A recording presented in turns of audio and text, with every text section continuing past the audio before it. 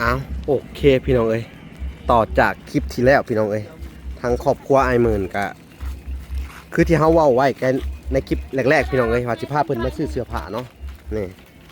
ทางครอบครัวนี่ก็มาเลยเอาสวัสดีอีกทีหนึ่งไอหมื่นสวัสดีสวัสดีแล้วอืมเอาสบายดีเด้อก็มาไปได้หมื่นเลือกเอาเด้อเจ้าได้สะเจ้าก็เอาเด้อเอ้ยเลือกเอาได้ไหมเอ้ยห้าคนเจ้าเนี่ยเอาโลดปอคือเอาตัวใหญ่เท่มันเลยส่งได้แบบนั้นปะล่ะเบอร์26โอ้มักตัวใหญ่เนาะส่งเองนี่มักบ่แบบสิฮะเจ้ามักเจ้าก็ไปเลือกเอาจะได้ไปเลือกเอาเด้อเอาตามใจเจ้าแหละนี่แหละพี่น้องเอ้ยที่ว่าบ่ละบ่อยากซื้อเข้าไปฮะคือเอาตามใจชุเพิ่นเนาะชุเพิ่นมักไปได้ก็ให้ชุเพิ่นเลือกเอาเด้อมักไปได้เลือกเอาเด้อเลือกเอาโลดเอาสบายโอ้จะให้ผัวเลือกโอ้ผัวหมักนะได้เมียก็หมักนั่นนะแม่นบ่แม่นละเข้าท่าลิพี่น้องครูนี่พี่น้องเลย เอาไว้สุดยอดเพิ่นต้องรอผัวก่อนพี่น้อง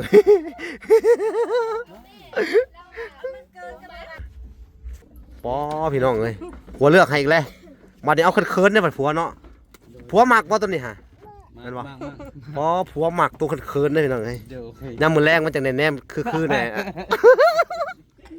นี่เพิ่นว่าอันนั้นนานๆทีสิพาเมียมาซื้อเนาะ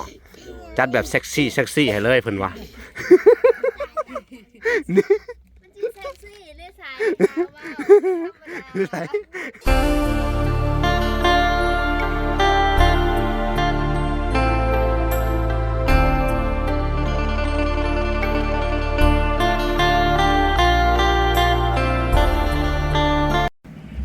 โอเคพี่น้องเอ้ยต่อจากคลิปที่แล้วพี่น้องเอ้ยทางครอบครัวไอหมื่นกะคือที่เขาเว้าไว้กันในคลิปแรกๆพี่น้องเอ้ยว่าสิพาเพิ่นมาซื้อเสื้อผ้าเนาะนี่ทางครอบครัวนี่ก็มาเลยเอาสวัสดีอีกทีหนึ่งไอหมื่นสวัสดีสวัสดีแล้วเอาสบายดีเด้อเอาบาทนี่อันน่ะส่งเสื้อคนละ2โตเด้อโดยเนาะจะอยากได้ตัวใดก็ให้เจ้าเลือกเอาเด้อจะอยากได้ส่งเสื้อเลือกเอาเด้อเลือกเอาคนละ2โตเด้อเอามาเลือกอันนี้ก็เป็นจุดประสงค์ของทางอันแม่แก้วเนาะเรือทางแม่ทอนแก้วเพิ่นจาก USA พี่น้องเอ้ยก็มาหั่นเก่าพี่น้องเอ้ยหั่นเดิมๆที่ว่าล่ะพาสิเพิ่นมาหลายๆเคสเนี่ยเนาะหลายๆเคสที่พาสิเพิ่นมาซื้อนะพี่น้องเอ้ย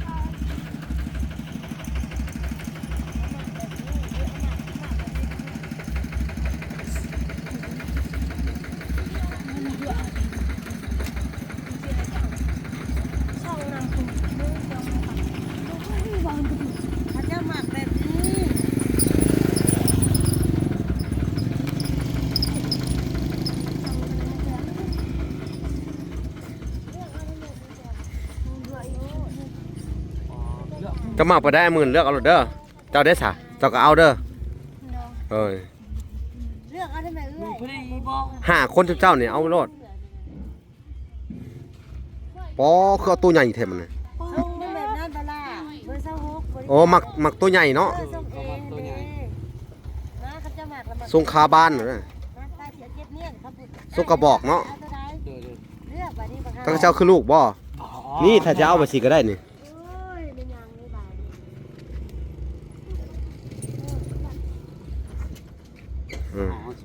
เลือกตามสบายเลยโอ้ยนั่นไปส่งอีส่งอันเด้อส่งขายาวคนละโต๊ะแล้วส่งขาสั้นคนละโต๊ะเด้อแล้วก็เสื้อคนละโต๊ะอะไรคนละ2โต๊ะ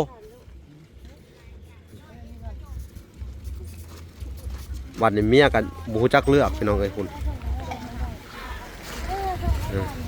เจ้าเลือกให้เมียเล่าหน่อยเด้อฮะเราบูจักเลือกเลยฮะแล้วก็ลูกสาวเราฮะใช่ผู้ใดสิเอาผู้นี้ก็เอาบ่เอาแต่ผู้นั้นนะฮะอันนี้ก็ ซื้อให้บ่นี่ก็งบมันบ่พอ คนมานำกันจะเจ็ดใดพี่น้องเลยเออ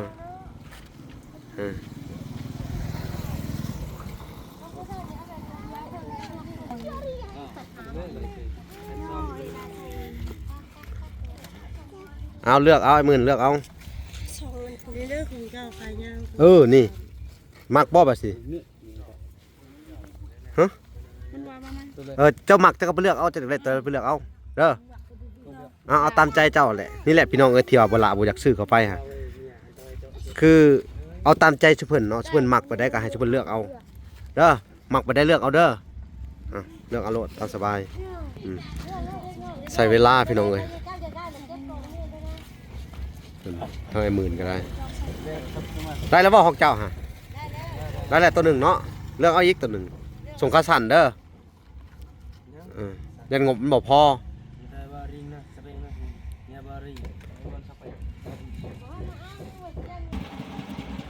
เลือกขนาดเลยพี่น้องไอ้บาทเลยมักบ่แบบนี้ส่งเอฮะมักเอามักส่งเอเพิ่นว่าพี่น้องเลยเท่าไหร่แหละวัดใส่คอด้วยแม่นว่าอะไร31พอดีเลยเนาะเอาบ่มักแล้วมักแล้วหุ่นพี่น้องเลยคนที่มานำกันกันเต็มอยู่ห้านเวียดพี่น้องเลยเนาะให้เป็นเอาส่งข้าสั่นในวันนี้เดี๋ยวเอาคงส่งข้าสั่นเลยคนละโตมาดิเสือไอเด้อฮะเด้เสือฮะเจ้ามักเสือไปได้ก็เลือกเอาเด้อไอ้หมื่นเสือเด้อวันเด้อมักเสือตัวเลือกเอาเด้อปุ่นเสือแม่ก็หมักตัวสุกิล่าเขาจะให้เลือกสุกิล่าแบบนี้นะ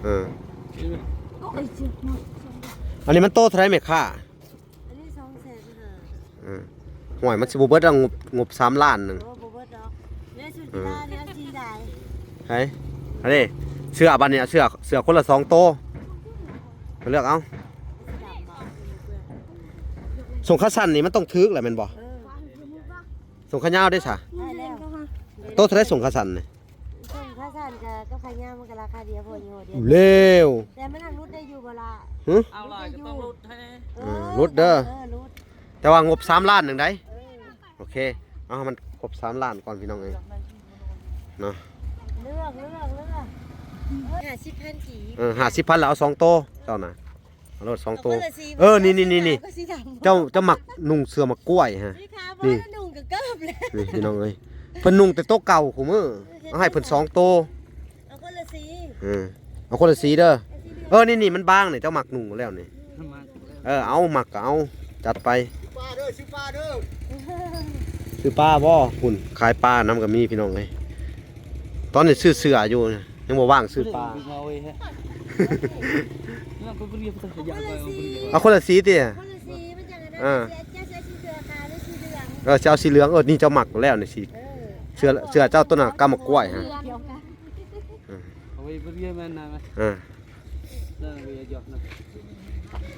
บางงามก็เลือกมันหนักแขนยาวบอกแขนสั้นเดี๋ยวเสียเลือกเอา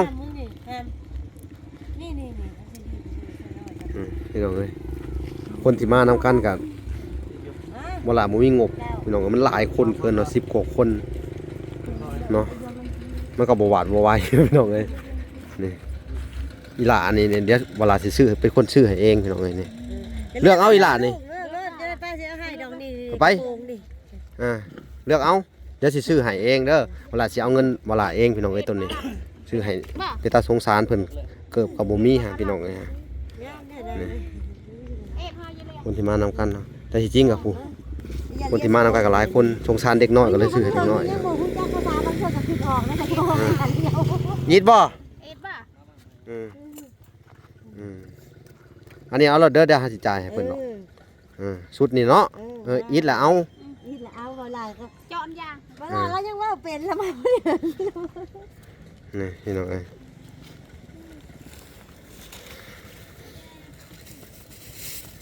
เอาของเจ้าดิอีทบางคำเนี่ยอาจารย์นั่นบอกมาเอาสุกีฬาอีกสุดหนึ่งสุกีฬาสุดหนึ่งเด้อเอาใหม่ดิให้แม่แล้ว บ่นี่เอาเสือนี่อีกตัวหนึ่งคนละ2ตัวเกินบ่ได้ งบมันบ่หลายเด้อ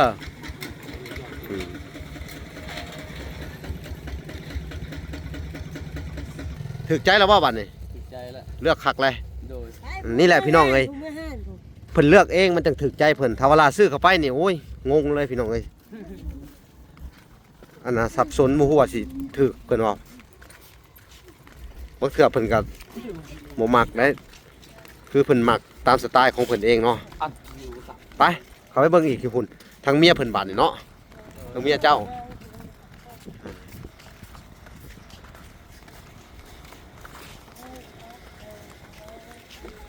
ตัดภาพมาอยู่ทางอันเมียไอ้มื่นเป็นอะไรถึกใจตัวใดแหละบาทนี่ฮะ เลือกอันโลด ของเบิดห้านพี่น้องมักกะลายจริงมักตัวใดเลือกเอาเด้อเสื้อมักกะแล่งบ่ฮะนี่พี่น้องเลือกให้เมียอีกไอ้มื่นก็ได้คักเลยโลกคนเพลงแม่ปากไก่เมื่อคืนนี่ลูกปลาเมื่อแรงก่อนเมื่อแรงแก้มือใหม่ นี่โอ้เอาตัวนั้นเนาะ1ตัวเอาอีกตัวหนึงเอาอีกตัวหนึงเจ้าฮะโอ้จะให้ผัวเลือกโอ้ผัวหมักนะได้เมียก็หมักนั่นนะแม่นบ่ แม่ละ เข้าท่าลิพี่น้องครูนี่พี่น้องเลย เอาไว้ สุดยอดเพิ่นต้องรอผัวก่อนพี่น้อง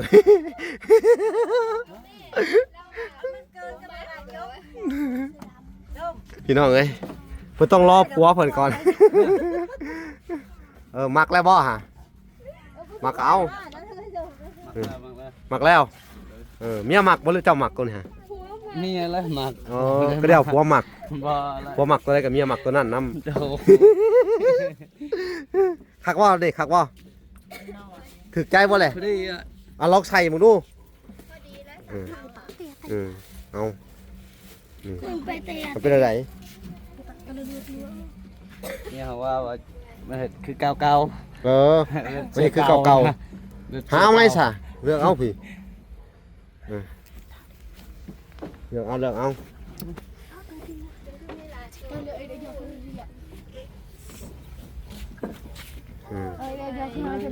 บัดนี้เลือกให้ลูกสาวเจ้าน้ำเด้อบัดนี้ลูกน้อยเจ้าน้ำแน่ดิฮะโอเคตามนั้นยังเหลือแต่เมียเพิ่นเลือกยากเลือกซ่าอยู่พี่น้องเอ้ยต้องรอให้ผัวมาเลือกคักกะลี100,000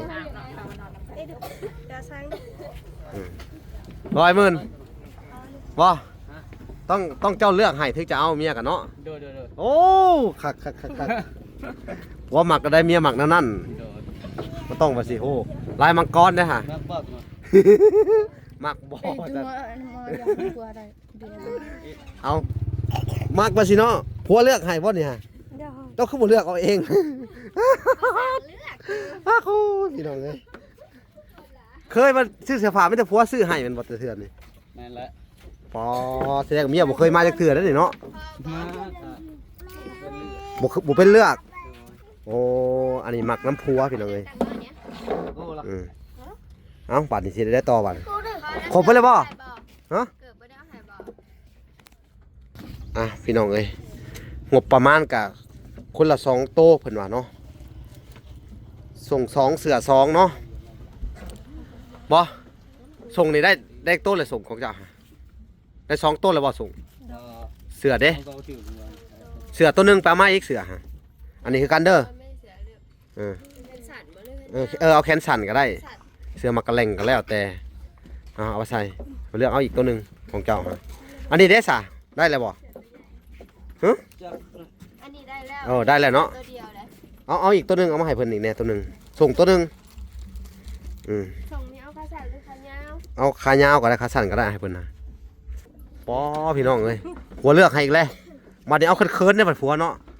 ผัวมักบ่ตัวนี้ฮะ มันวะ ปอผัวมักตัวเคินๆได้พี่น้องเอ้ย เดี๋ยวย ามมื้อแรงมันจังได้แนมคือแน่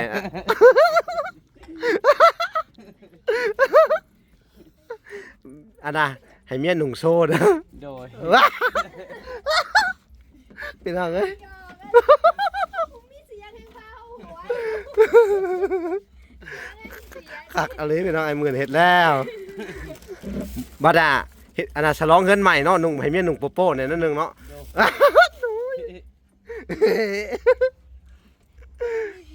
เก่าท่าแล้วพี่น้องเอ้ยเอ้าดีใจบ่บัดนี่ ดีใจ บ่หยอกเพิ่นเด้อพี่น้องเอ้ย เนาะ ว่า ไอ้หมื่นเพิ่นเป็นคนอารมณ์ดีพี่น้องเอ้ยเพิ่นบ่หายนะพี่น้องเอ้ยบ่หยอกเพิ่นนี่เพิ่นว่าอันนั้นนานๆทีสิพาเมียมาซื้อเนาะจัดแบบเซ็กซี่ให้เลยเพิ่นว่า มันจีเซ็กซี่เลยสายขาวว่าธรรมดาขาว อ้าวคุณนั่งเรียบร้อยเลยอ่ะไล่เบิ่งเด้อแม่ค้าบัดนี้อ้าวพี่น้องเอ้ยพี่น้องเอ้ย จนนี่อ่ะผมมีคนเพราะว่าผมมีน้ำมัน น้ำมันเบิดเขาก็เลยบ่ได้ออกมาเนาะแล้วบัดนี้ มีคน ลูกค้าเพิ่นว่าน้ำมันเบิดหมู่มีน้ำมันเขาก็เลยบ่ได้ออกมาแน่อันนี้ก็เพิ่นมารอบนี้ฮะมันก็หลายคนนั่นเด้มารอบเดียวนี่เต็มพากันออกมา เพื่อจะได้ออกมาตลาดเทื่อนึงน้อยมื้อเนาะ โดนนั่นแหละ มาเต็มรถพี่น้องเอ้ยนี่ ให้เขาไปอยู่ไป พี่น้องเอ้ย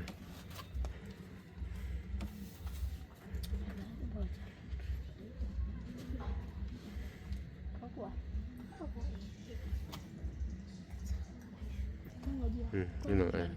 ทางครอบครัวนะครับยังกินนมอยู่ลูกน้อยๆเพิ่นน่ะเนาะถือว่าทางไอ้หมื่นแล้วก็ครอบครัวเพิ่นทรงสิดีใจแห้งมื้อนี้ได้ส่งเสื้อใหม่เนาะ โดน ใจเลยพี่น้องเอ้ยส่วนมากมันจะแพงน้ำยีนนี่แหละพี่น้องเอ้ยตัวนี้แพงหลายพี่น้องเอ้ย200,000ปลายเนาะนี่พี่น้องเอ้ยน้องสมดีกะพายติบเข่าวออกมานำอีกเนาะ โดน มาหั่นน่ะเขาไปกินข้าวน้ำวะละพี่น้องเอ้ยอิ่มจะบ่กินข้าว ทีม อิ่มเนาะ โดน อ๋อผู้ที่ของกินที่เหลือพี่น้องเอ้ยมันเวลากินมันก็บ่เบิดเนาะพี่น้องเอ้ยเพิ่นก็แบ่งให้ลูกหลานนะก็เลยว่า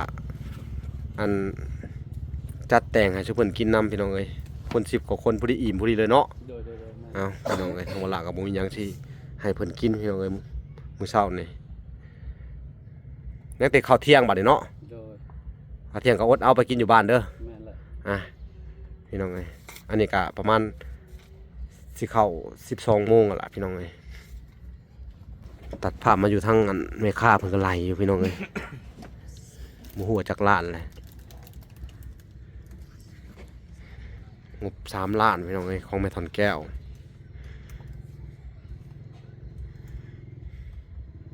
พี่น้องทางเบิดเท่าไหร่นะ 2,460,000 2,460,000พี่น้องเอ้ยเอาสนัดจัดเกือบคนละคู่ เอาเลย ไปเอาเกือบไปเลือกเอา กระแม่เลือกเนาะ เกือบคนละคู่แล้วบัดนี้บ่ลาสิซื้อเป็นอันนั้นให้เพิ่นเป็นถ้วยเป็นบ่วงก็ได้เนาะที่เหลือ ใส่เนาะ เครื่องใช้เพิ่นเนาะ เลือกเอาผู้อยู่ ถ้วยบ่วงเพิ่นก็ถ้วยบ่วงเฮานี่มีใช้อยู่บ่ถ้าบ่มีเฮาทำมันเหลือเฮาก็สิเอาถ้วยบ่วงให้เจ้า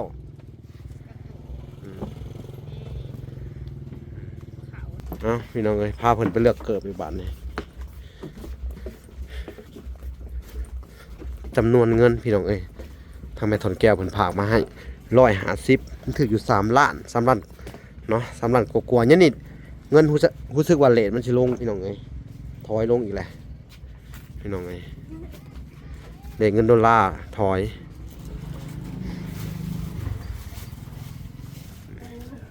เอามักตัวใดก็เลือกเอาเอาอีแตะก็ได้คนละคู่เด้อเจ้าอยากได้ก็เลือกเอาเด้อทางเมียเจ้าฮะพี่บอยหมื่นเลือกให้เมียแน่ต้องถามผัวเลือกให้ได้คอยเบิ่งช่วงก่อนแม่นว่าอะไรถ้า มันเบอร์น้อยได้อันนี้36คุณต้องถ่ายผัวเลือกให้อีกได้นี่ 38มักดีบ่ เอาอีแตะก็ได้มันจังทนแน่ เกิดกระท้อนมันจะเกิดหนังนิดเลย ถ้าเจะมาอีแตะก็เอาเด้ ให้คนละคู่ ก็สาม คู่เท่าไหร่นี่ฮะ นางวันนี้คู่ละแสน อืมคู่ละแสนมันสิพอบ่ซั่นล่ะบัดนี้ยังเหลือเงินอยู่เหลือเงินสิ400,000ได้เนาะ ไปมัน460,000 อ๋อ460 หลายแสนอยู่ อืม จะลองหนึ่งแล้วอันนี้มันน้อยบ่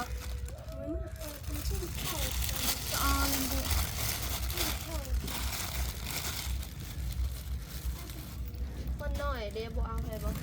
เอาให้เพิ่นแหน่ ถ้าบ่สานเลยอ่ะ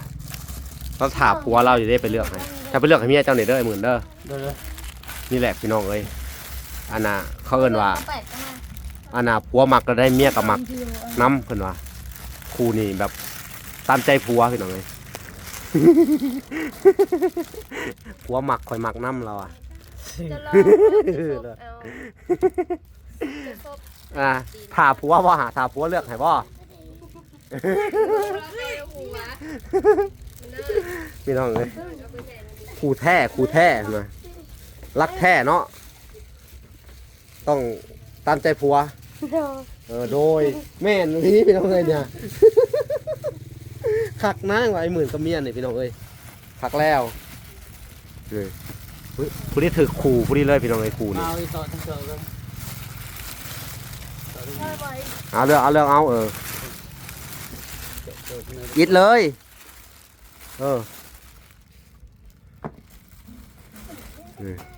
ถ้าเบิ้ง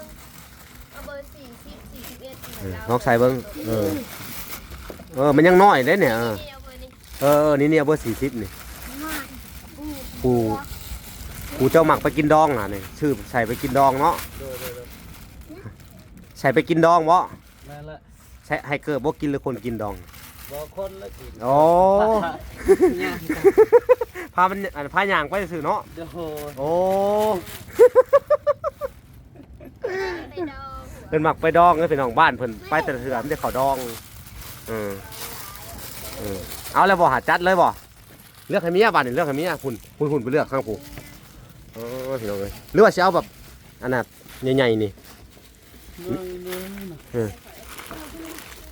บอกบอก เออ ย่างเนื้อน่ะ มักบ่เลย มา ถ้าว่าเจ้าบ่มักเจ้าก็อันน่ะเจ้ามักตัวใดเราก็เอาตัวนั้นแหละ บ่ต้องมาไม่ขึ้น บัดนี้เพิ่นสิเอาตุ๊กตาได้ให้เมียตัวนี้ ไม่ห่างมันดีต่อ แม่นอันนี้พี่น้องเอ้ยแม่นบ่ล่ะถามดูเจ้ามักบ่ล่ะตัวนี้ฮะมีตุ๊กตาเลยมักบ่เอาเลือกไหมเด็กเกือบหย่องก็มีนะฮะ นี่เอาให้กูหน่อย หรือว่าสิเกือบหย่องบ่ผู้ส่วนสูงขนาดเด็ดตัวใหญ่ๆผู้ก็ได้ผู้น่ะนี่เลือกเบิ่ง น้อย เอามันบอกเอาตัวนี้เนาะ เด้อ โอ้มักแล้วพี่น้องเอ้ยไอ้หมื่นจัดให้รอบนี้สุดท้ายพี่น้องเอ้ย เด้อ โดยไปบันนี้ไปไล่เงินกันอีกรอบหนึงได้เป็นคนละคู่เลยเนาะสมใจอยากพี่น้องเอ้ยเอาก็ต้องดีมุกดีใจนำชุดเพิ่นละบาทนี่เนาะนี่พี่น้องเอ้ย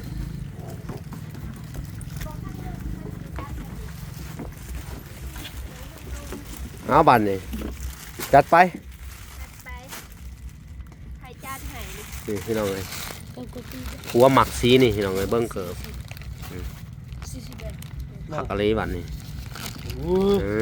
อันนี้ใส่ไปดองน้ำกันเลยเนาะ นั่นแหละ ไปดองน้ำกัน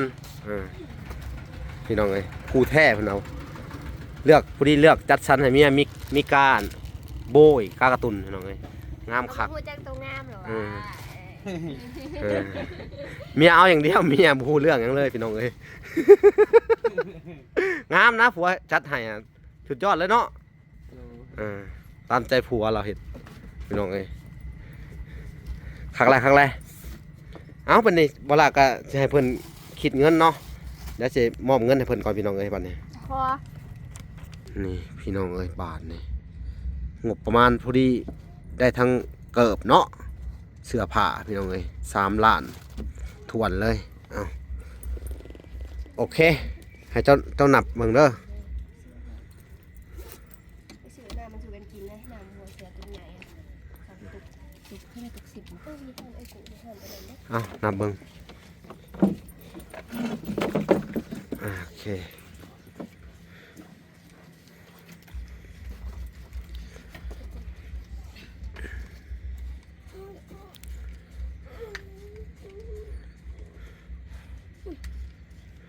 เมื่อยบ่เมื่อยถ่าบ่พุ่นน่ะวิคีงล่ะ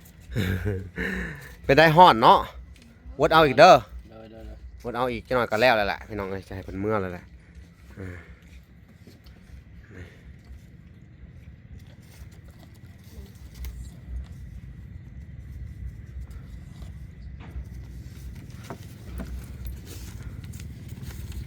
เยอะนะ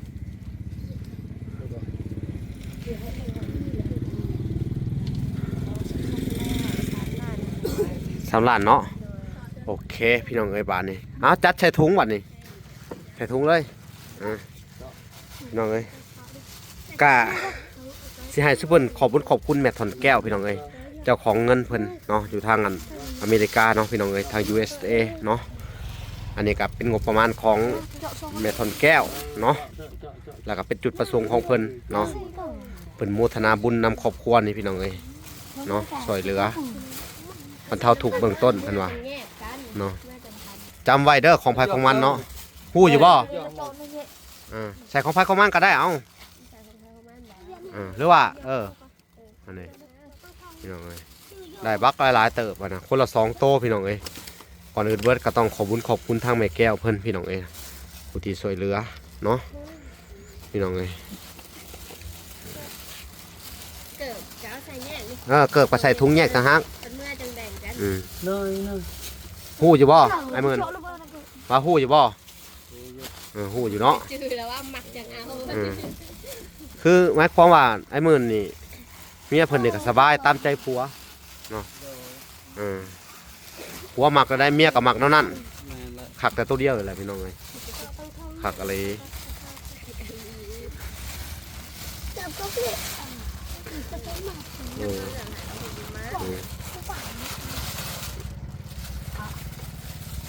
วันนี้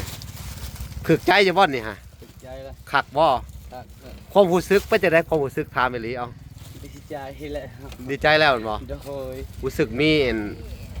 มีเฮือนมีเกิบมีเข่าคล้องแล้วบัดนี้เนาะ โดยแม่นละ เอาอันนี้ก็ต้องขอบคุณ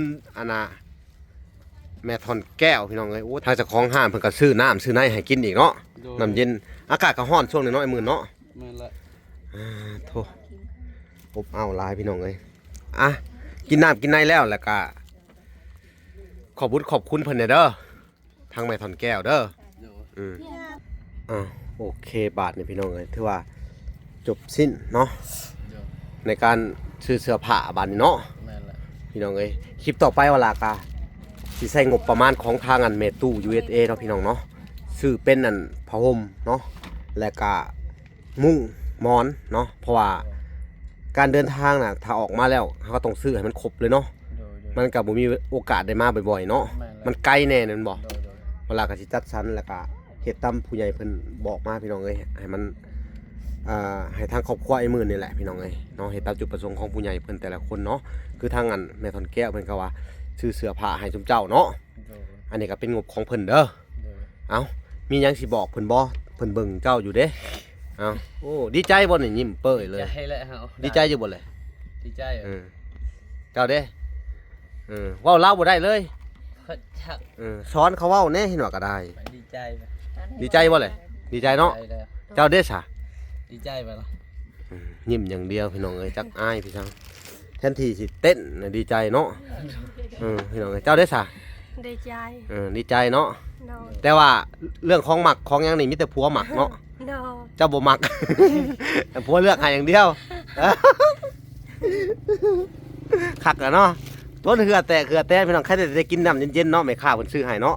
โดย ลูกก็นอนล่ะพี่น้องเอ้ยอากาศร้อนอะไรยอมรับเนาะ โดย สู้ๆเด้ออดเอาไอ้หมื่นเด้ยอันนี้ก็คือทางแม่แก้วหรือว่าแม่ทอนแก้วเพิ่นเด้ออยู่ทางอเมริกาเนาะ โดย อยู่ทาง USA เนาะ เพิ่น พิ่นก็ช่วยเหลือคนมาตลอดพี่น้องเอ้ยเนาะขอให้เงินของเพิ่นนี่พี่น้องเอ้ยอานาสอยไปแล้วก็ให้เป็นเงินแก้วเงินทิพย์พี่น้องเอ้ยเนาะไหลขึ้นมาหาเพิ่นตอบแทนเพิ่นคือเก่าเนาะเป็น100 เท่าพันเท่าหมื่นเท่าแสนเท่าละล้านเท่าเนาะไอ้เงินเนาะทางวลากะดีมุกดีใจนำครอบครัวจุเจ้าเด้อ โดย ที่ผ่านมากะอานาเพิ่นกะเนาะทางงานโลกโซเชียลพี่น้องเอ้ย แม่ ทางสังคมกะป้าหน้าเพิ่นเนาะว่าครอบครัวเพิ่นนี่เป็นครอบครัวที่ขี้ข้านที่สุดพี่น้องเอ้ยในโลกเนาะเขาก็เอาไปด่าต่างๆนานาว่าเจ้าขี้ข้านเนาะ โดย อันนี้ก็ต้องขอโทษขออภัยนำเด้อ โดย เพราะว่าทางวลานี่ เพราะว่ายัง ก็อันน่ะเว้าตามเพิ่นเว้าเด้อไอ้มื่น บ่มีกับหมู่เว้ารอด เขาเว้าเสียเจ้าร้ายหรือเฮาก็บ่ฮู้ว่าเฮ็ดจังไดเนาะ โดย กับพอดีทางในบ้านพี่น้องเอ้ยเพิ่นขอความช่วยเหลือมาแรกๆกะอันน่ะทางพระอาจารย์เนาะ โดย ทางพระอาจารย์ที่มีชื่อเสียงโด่งดังในประเทศลาวเฮานี่แหละ โดย ที่ได้เข้าไปเยี่ยมยามแล้วเอาเงินให้เจ้าล้านหนึงกันบ่ แม่นละ ขึ้นเพิ่นก็ขึ้นไปในครอบครัวน่ะเพิ่นว่าป๊อดโตเพิ่นว่าอันน่ะอยู่กันได้จังได๋5ชีวิตเพิ่นว่าเฮือนก็จนอยากล่มทับเนาะ โดยแม่นละ อ๋อพี่น้องเอ้ยแล้วก็พอทางช่องเบาพรพี่น้องเอ้ยเพิ่นเอาลงทางเพจอีหยังคนเบิ่งก็หลายล้านเนาะ แม่นละ 2-3 ล้านเงิน4ล้านวิวพู้พี่น้องเอ้ยเพิ่นก็เป็นครอบครัวที่แบบอันน่ะบางคนก็เอาไปประจานว่าทุกข์ยากขี้ข้านต่างๆนานาเนาะ โดย แต่ก็บ่ เอาว่าบ่มีเฮามันเป็นคนพิการเฮา เนาะ บ่มี อื ควาย ม งัวก็บ่มี แม่น เงินอีใส่ต่อครอบครัวก็บ่มี นั่นแหละ อยู่แบบนั้นแหละ ก็อดเอาเด้อ โดย คำดูถูกของเขาเนาะ แม่ ปัจจุบันนี่พี่น้องเฮ็ดให้ทางผู้ใหญ่เพิ่นเอ็นดูเมตตาสงสารทางครอบครัวเจ้าเด้อ แม่นละ ว่าจะเป็นทางเมกทอนแก้วเนาะ โดย แล้วก็แม่ตู้ USA เนาะ โดย ผู้ที่อานาช่วยเหลือเจ้า ถ้าแม่ตู้เพิ่นก็ซื้อแป้นเนาะ โดยโดย เฮ็ดเฮือนให้เจ้าเด้อ แม่นละ แล้วก็เจาะน้ำบาดาลเด้อ แม่น เนาะในส่วนของสังกะสีก็มีทางอันเอื้อยอ้ายอีกคู่หนึงพี่น้องเอ้ยจากอเมริกาแต่เพิ่นบ่ได้ออกสื่อออกเสียงเนาะ แม่น และก็มีทางอันอ้ายอานาไอดอนแล้วก็ทั้งน่าจะเป็นแม่น้อยหรือแม่หยังอ่ะถ้าว่าผิดก็ต้องขอโทษขออภัยนํพี่น้องเอ้ยอันนี้ก็เป็นครอบครัวหนึงที่เพิ่นผ่านเวลามาอีก200เนาะ โดย เขาก็ได้ซื้อบานประตูเนาะสังกะสีในส่วนที่เหลือเนาะ โดย เดี๋ยวเขาก็จะเก็บไว้ให้เจ้าคือเก่าเด้อ โดย อ้าวแต่อันนี้ก็เป็นจุดประสงค์ของผู้ใหญ่ว่าแต่ละคนมันก็บ่คือกันเนาะ โดยแม่น คือทางแม่ถอนแก้วมันก็อุปถัมภ์คำสู้ในด้านอันน่ะเครื่องนุ่งเนาะ แม่น อ้าวพี่น้องเอ้ยรอบหน้าทั้งเวลาก็สิได้ซื้ออันน่ะให้เด้อ โดย ซื้ออันน่ะเป็นศาสตร์เป็นหมอนเป็นที่นอนเด้อ โดย เป็นของอันแม่ตู้เด้อ แม่นละ อ้าวโอเคพี่น้องเอ้ยคลิปนี้ทั้งเวลากะสิได้จบก่อนเนาะก่อนสิจบก็สิให้เพิ่นขอบคุญขอบคุณทางแม่ถอนแก้วเอ้าพนมมือขึ้นเด้อ เนาะ อ่าพนมมือขึ้น ให้บุญยืน อ่ะ ให้ท่านแก้วให้ร่ำให้รวยให้อายุมันยืนให้อยู่ดีมีแห้ง สาธุเนาะ ทำนี้แหละเอาว่าวยืนให้ เว้ากับบ่เป็นเนาะพี่น้องเอ้ยขอโทษขออภัยนํพี่น้องเอ้ย เอา เอ้า โดยว่า ทางเวลากะดีมกดีใจเนาะก็สิได้อันน่ะบ่มีหยังสิตอบบุญแทนคุณเพิ่นทางเวลาก็คือกันเนาะก็ขอให้ทางแม่แก้วเพิ่นเนาะอยู่ดีมีแห้งเนาะปราศจากโรคภัยไข้เจ็บเนาะความเจ็บอย่าได้ความไข้อย่ามีหายเจ็บหายไข้หายพยาธิโรคาเนาะมีแต่ความสุขความเจริญเนาะ โดยสาธุ บุญรักษาเทวดาคุ้มครองเพิ่นเนาะเจริญในหน้าที่การงานเจริญในศีลในธรรมเนาะสาธุสาธุเนาะสาธุโมทนาบุญนำเด้อแม่แก้วเอ้ยได้เฮ็ดภารกิจให้เจ้าแล้วเด้อเอาโอเคทางเวลาก็สิได้ขอตัวจบคลิปนี้ก่อนเนาะคลิปต่อไปเฮาก็สิเฮ็ดภารกิจของทางอันแม่ตู้ USA พี่น้องเอ้ยเฮ็ดให้เพิ่นนี่แหละเนาะเอาโอเคฝากไปติดตามคลิปตอนต่อไปเนาะคลิปนี้สิได้ขอตัวลำลาไปก่อนเอาสบายดีและสวัสดีพี่น้องเอ้ยบ๊ายบาย